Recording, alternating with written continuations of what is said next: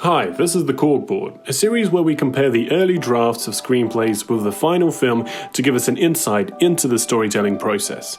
In this video, we're going to take a look at the original treatment for James Cameron's Terminator. In particular, we're going to focus on the first act. You see, the first act is one of the most important parts of a film, and it's very tricky to get right.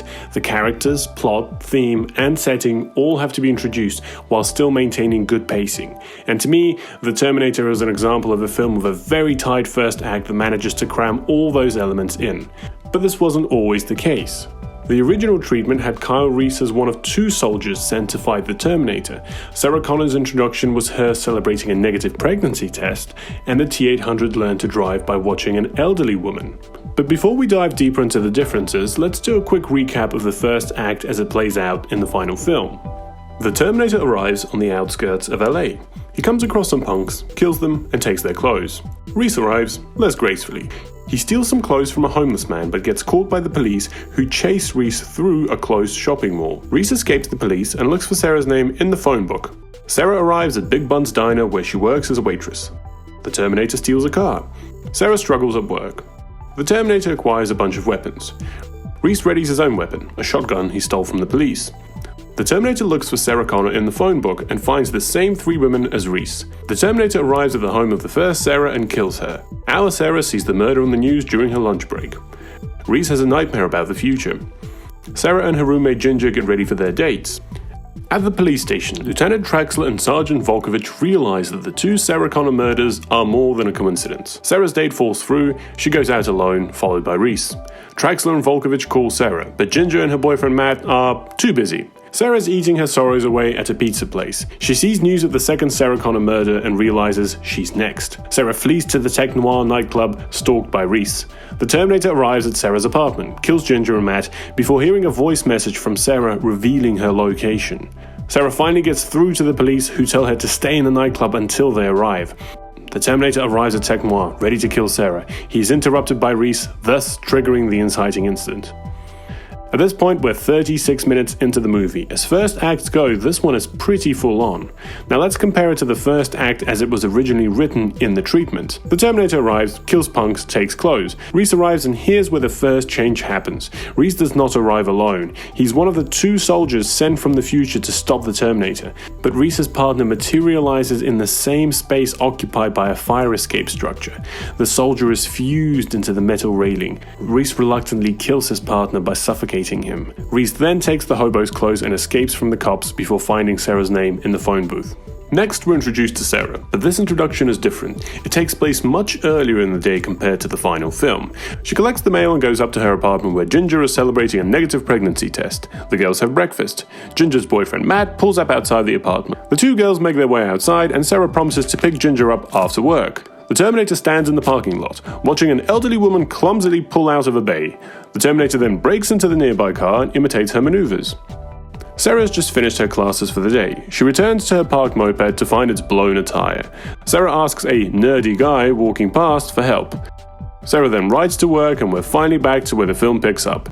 Sarah struggles at work, the Terminator acquires some weapons, goes through the phone book, and kills the first Sarah. This scene is extended and follows the Terminator as he kills his victim. Sarah then sees the murder at work. Also note the absence of any Reese scenes. They don't exist in this early version. We'll come back to that point later. After finishing her shift at Big Bun, Sarah goes to pick Ginger up from the gym where her and Matt work. Ginger finishes teaching an aerobics class, and the girls stop over to say bye to Matt, who's working with heavy weights. The language here explicitly foreshadows the Terminator's true form. Sarah's date actually happens in this version. Stan is described as a "I'm so smooth I can hardly believe it myself" kind of guy. After flirting with Ginger, Stan whisks Sarah away in his Porsche. Traxler and Volkovich's introduction is different here too. They're at the scene of the second Sarah Connor murder. The detectives notice that both the victims had their ankles sliced up to the shin bone. This plot point was removed from the final film. In Reese's future, Sarah Connor is known to have died in a raid at the age of 36. And had been routinely autopsied by disposal machines. This revealed to the computer the steel screws set in her tibia for a compound fracture suffered in a figure skating accident in her teens. The Terminator uses this information to identify the real Sarah. Back to the scene, the detectives try to reach Sarah, but Matt and Ginger can't hear. Stan and Sarah pull up outside. He invites himself upstairs. Sarah tries to politely decline, but Stan is persistent. Sarah sighs, abandoning graciousness, and turns on him with a vengeance. Sarah returns to the apartment and tries to forget about the date with a tub of rum and raisin ice cream. But Ginger and Matt are just too loud, so Sarah leaves, followed by Reese. The rest of the first act plays out the same as in the final film. Sarah sees the murder on the news, flees to Tecmoir, the Terminator kills Ginger and Matt before coming after Sarah, where he's intercepted by Reese. If, like me, you've seen the Terminator over a dozen times, these extra scenes may seem out of place and unnecessary. And while they are ultimately cut from the final film, it's important to examine why they were written in the first place. The reason for their inclusion becomes more apparent when we look at James Cameron's take on the character of Sarah Connor. I think one always attempts in the writing and then in working with actors to create some kind of point of connection, some kind of endearment, and there's a lot going on there. I was intrigued by the idea that you could do a story where a character, a female character, had this support structure around her that was sort of as society dictates almost. She has a mother and she has a roommate, she has all of these things around her and they get stripped away one by one. And in the final hour, it's her fight. Most of the extra scenes focus on Sarah's life and the people in it. Their purpose is to give Sarah a feeling of normalcy and ordinary life, to make her more relatable. However, a writer's job, especially in the first act, is to balance the pacing of the story with character development. This balance is particularly difficult to achieve in The Terminator because it's a slasher thriller combined with high-concept sci-fi. So there are already loads of concepts to introduce in the first act, and mixing all of these with Sarah's slice-of-life story just makes the first act feel bloated. Ultimately, the scenes that ended up in the movie plus Linda Hamilton's portrayal of Sarah were enough to create the girl next door vibe that Cameron needed from the character in the first act. Other cutscenes, such as Reese's partner, the police officers, and the plot point about Sarah's injury added interesting depth to the world and characters, but were not necessary for the progression of the plot. I think James Cameron describes it best himself. It's not that the film was running too long, it's that we were taking too long getting to the point.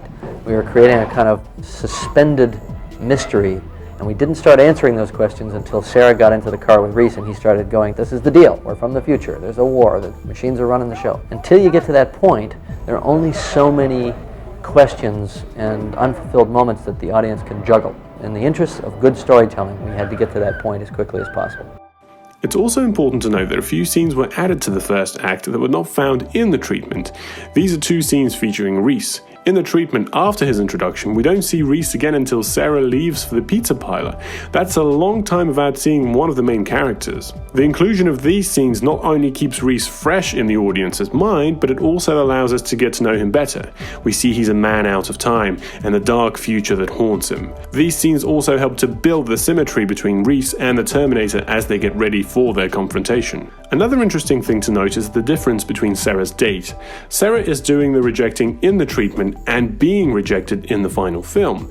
The former makes Sarah feel like a stronger character who's already in control of her life, while the latter creates sympathy for the audience and gives Sarah room to grow into the strong protagonist later in the film. More than a century ago, the playwright William Faulkner wrote something that would become the holy grail of advice for storytellers. In writing, you must kill all your darlings. Storytelling is about choices and economy. A good writer must never be too attached to any one idea. They must be ready to sacrifice it for the benefit of the overall story. The Terminator is a perfect example of how a good story can be made stronger when a writer isn't afraid to kill his darlings. If you have time, I would recommend reading the original treatment for The Terminator, followed by the third draft of the script, and watching the deleted scenes. All these can be found on the Ultimate Edition DVD. Thanks for watching.